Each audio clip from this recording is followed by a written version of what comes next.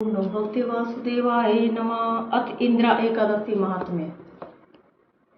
युधिष्ठिर बोले, हे भगवान, अब आप कृपा पूर्वक आश्विन मास की कृष्ण पक्षी एकादशी की कथा को कहिए। इस एकादशी का नाम क्या है तथा इस एकादशी के व्रत करने से कौन कौन फल मिलते हैं, सो सब समझाकर कहिए। इस पर श्री कृष्ण भगवान बोले कि हे राजश्रेष्ठ, आश्विन मास की कृष्ण पक्षी एकादशी का नाम इंद्रा है। इस एकादशी के व्रत करने से समस्त पाप नष्ट हो जाते हैं तथा नरक में गए हुए पितरों को उद्धार हो जाता है। हे राजन, इस एकादशी की कथा सुनने मात्र से ही वाजपेयी यज्ञ का फल मिलता है। प्राचीन सतयुग में महिष्मती नाम की नगरी में इंद्रसेन नाम का राजा रहता था। एक समय जबकि राजा अपनी राजसभा में सुखपूर्वक बैठा था, महर्षि नारद आकाश मार्ग से उतरकर वहां आए। महर्षि नारद बोले कि हे राजन, आपके राज्य में सब कुशल है। मैं आपकी धर्मपरायणता देखकर अत्यंत प्रसन्न हूँ।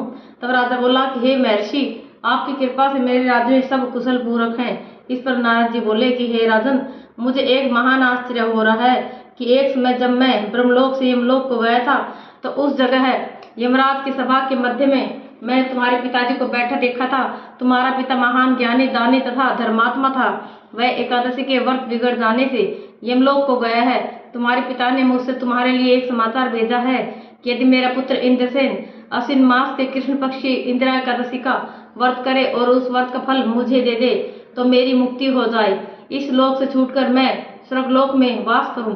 जब राजा ने महर्षि नारद जी से ऐसे वाक्यों को सुना तो उसे महान दुख हुआ और इंदिरा एकादशी के व्रत की विधि पूछने लगा कि हे नारद, अब आप मुझे इस एकादशी के व्रत की विधि बतलाइए।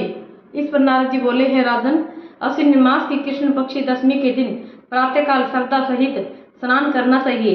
इसके पश्चात दोपहर को भी स्नान करना चाहिए। उस समय जल से निकलकर श्रद्धा पूर्वक पितरों का श्राद्ध करे और उस दिन एक समय भोजन करे और रात्रि को पृथ्वी पर शयन करे। इससे दूसरे दिन अर्थात एकादशी के दिन प्रातःकाल दातुन करे और स्नान करे। इसके पश्चात भक्ति पूर्वक व्रत को धारण करे और कहना चाहिए कि मैं आज निराहार रहूंगा और समस्त भोगों को त्याग दूंगा। इसके पश्चात कल भोजन करूंगा।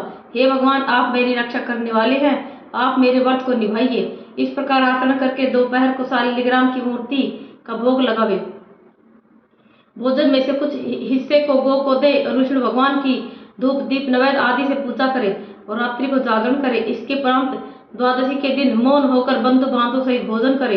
हे राजन, यही इंदिरा एकादशी के व्रत की विधि है।